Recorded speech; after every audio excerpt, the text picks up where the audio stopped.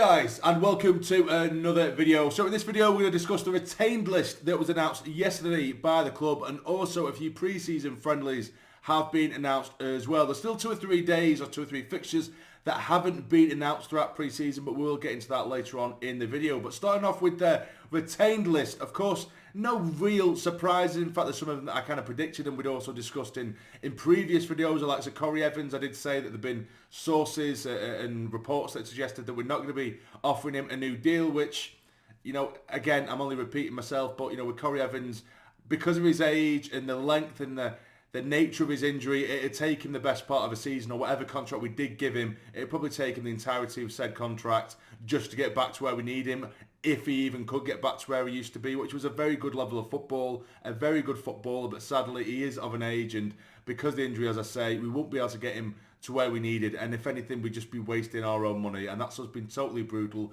so I'm totally on board. As much as I do like Corey Evans, he had a difficult start to Sunderland, but then he did turn it around, and he was our captain, and he has a massive affection with the club now, and I do like him, and I do like Corey Evans. You know, there's other players that were a lot more, well, much less of a surprise, like to Bradley Tillery, who isn't going to be getting a contract either. But I will go through the list now with from what the club has announced, including the youth players as well. So here is a statement. Sunderland AFC's retained list has been submitted, confirming the departure of several senior and academy players. After moving to the Stadium of Light in July 2021 and making 67 appearances in red and white, Corey Evans will leave the club this summer.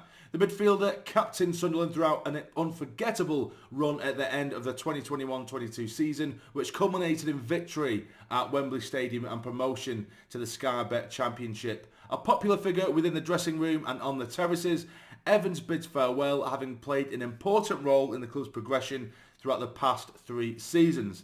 Academy of Light graduates Ellis Taylor and Jack Diamond will also depart in the summer, with Bradley Tillery's time on Wearside also coming to an end. Loanees Mason Burstow and Callum Styles have returned to their parent clubs, with SAFC retaining an option to sign Styles permanently. Outside of the men's senior squad, the club has also confirmed that Ben Creamer, Callum Wilson, Connor Pye, Daniel Abolo, Harry Gardner, Jaden, sorry, I'm going to butcher this name, it's Skeet, I'm not too sure, Joe Ryder, Caelan Beattie, Michael Spellman, Thomas Sharby will depart the academy this summer. All at Sunderland FC would like to thank our departing players for their professionalism and commitment, and we wish them all well for the future. Now here is the retained list for the men's team of Abdullah Barr, Adil Al-Shish, Aji Alessi, Alex Bass, Patterson, Rigg, Ballard, Neil, Dennis Sirkin, Eliza Mayenda, Ellie Embleton, Jack Clark, Matete, Jensen Sealt, Jewison Bennett, Joe Bellingham, Joe Anderson, Leo Yelder, Lewis Hamia, Luke O'Nien, Nathan Bishop, Nazri Rusin, Triantis, Huggins, Roberts, Ekwa, Romain Mundell, Timothy Pembelli and Trey Hugh. Now there is the list of academy players as well. I won't go through all of them, but a few notes to pick out. Of course, Tommy Watson, who picked up a lot of traction in terms of fan attention. The back end of last season, he was doing really, really well with the youth squad, and as of this evening, they're actually playing in the semi-final for the youth set-up tonight, so all the best to them. In there, of course, you've got Tutorov as well, exciting young prospect. Ogunsoyi looks really, really good as well. Caden Kelly looks like a special talent for me. I'm really looking forward to see what we do with him. Then, of course, there's the new professional contracts offered who would be out of contract. They are going to Cuba Mitchell, Daniel Cameron, Henry Fieldson, Jensen Jones, Luke Bell and Tom Lavery as well. So those are the players we'll be keeping. Some players we'll be seeing let go.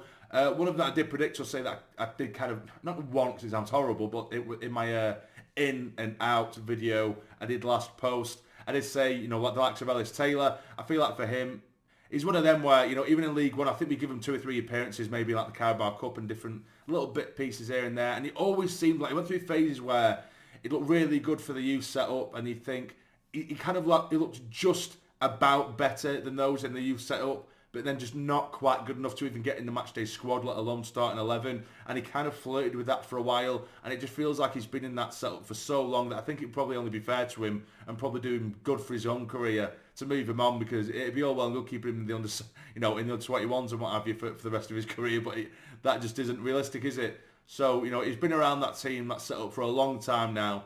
And he might, if I'm going to be totally brutally honest, he might just be able to do something maybe at League Two level, maybe even just below if he really put the effort in. Because every now and then he does show the quality, but then equally he can put in performances. And I've watched quite a lot of the youth set up this season. He can look like he just kind of blends in as just another. And by his age now, he should really be pushing on, and the experience he's had, he should be pushing on now in terms of quality. And he hasn't quite got that for me just yet. But all the best to him, as I say. Corey Evans, I mentioned earlier. Bradley Dackey is one that we expected. Of course, it does state that Burstow, he's going to be going back to his parent club. Thank God. All the best to him. Seems a lovely lad, but he was absolutely horrendous. Styles as well. It does say that we do retain the option to buy him, which essentially means that I think that we have like a limit or a timer. I don't know whether it's like the next month or something where we could essentially mull over the thought of signing him permanently. I personally wouldn't be doing that, and if we did, I think it was a waste of a signature. But in terms of replacing, someone like Corey Evans, I thought that if we were to keep Corey Evans, I would still think we would need to add leadership quality and experience in there. And that, again, I'm repeating myself a lot here. Experience doesn't necessarily mean an older head, just someone who can come with the experience of maybe 100 to 200 plus games in the Championship or at least a decent level. And also have that leadership ability, because we do have a distinct lack of leaders amongst the lot. Evans was one of them, but he was, injured the entirety of the season. Luke O'Nien, he is a captain and he is a leader, as much as people don't like to see that or say that. Ballard is slowly growing into that leadership role. He's getting a lot more vocal. Patterson is a goalkeeper. He's nowhere near as vocal as we need him to be. A lot of these players are kids, aren't they? Where you maybe need a little bit of age and experience on you, but you need to have that natural leadership, and there's none. Dan Neil to a degree, but he's not as much of a leader. When you see him in interviews and people discuss Dan Neil, he's not actually the most vocal, and he isn't maybe the leader that he will grow into one. I think he will grow into one, but he isn't there just yet. For me, Dan Neil, I don't think we should be putting those shackles on him. I think next season we need someone to bring someone in to have that leadership role and a bit more experience and put them in front of the defence. Or at least a more defensive-minded midfielders, then we can release him and the shackles that have been put on Dan Neil this season, so he can go forward with freedom. Likes of Echo can do that as well.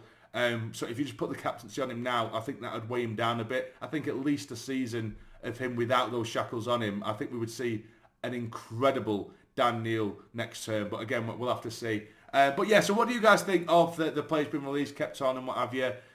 Who do you actually stay? Are you happy with those? Do you think it's a correct decision to let the likes of Corey Evans go? Let me know in the comments down below. But we'll have a look at just to round off the video now, the pre-season fixtures that have been announced. I'll just quickly pop that up on screen now. There still are 2 or 3 that are missing as well.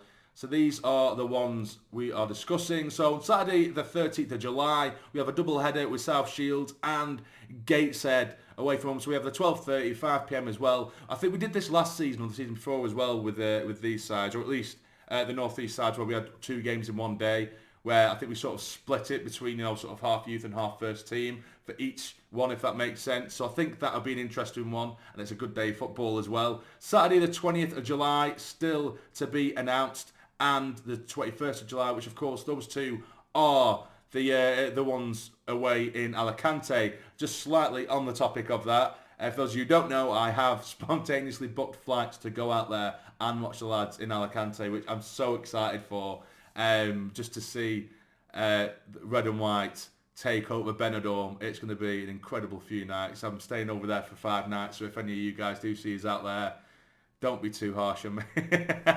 But yeah, so those 2 fixtures still haven't been announced, which is really, really frustrating, because people book tickets and they want to know who we're playing. And we don't know where exactly they're playing in Alicante, if it's going to be closer to Benidorm. We don't know. We've got no information, so the club really do need to get a move on with that one. But a big one, because usually we go round all the North East clubs, don't we, for pre-season. So it is quite interesting that we do have Blackpool away, which of course, if you don't know, I live in Blackpool, so it's going to be a mad week or so from taking the lads and watching the lads in Benidorm to coming back home to watching them again here on my sort of home turf. It's going to be quite an exciting pre-season for me personally. And then of course we do have Bradford on the 30th of July, and we do have a 3rd of August, or at least the weekend on the 3rd of August, should I say, to be announced. We still have 3 fixtures to come, but it's It looks decent. You know, Bradford away. Bloody hell, I can't talk now. Bradford away, should be a decent one as well. Granted, there isn't really a plethora of top quality sides. I would hope that you might be able to get a couple of half decent Spanish teams when you do go away to Alicante, and maybe the final game, someone of decent quality. Because I like to see us tested. Because sometimes, like last season, we had a handful of half decent teams, didn't we? But then when you get the likes of Hamia, who looks like he's going to be,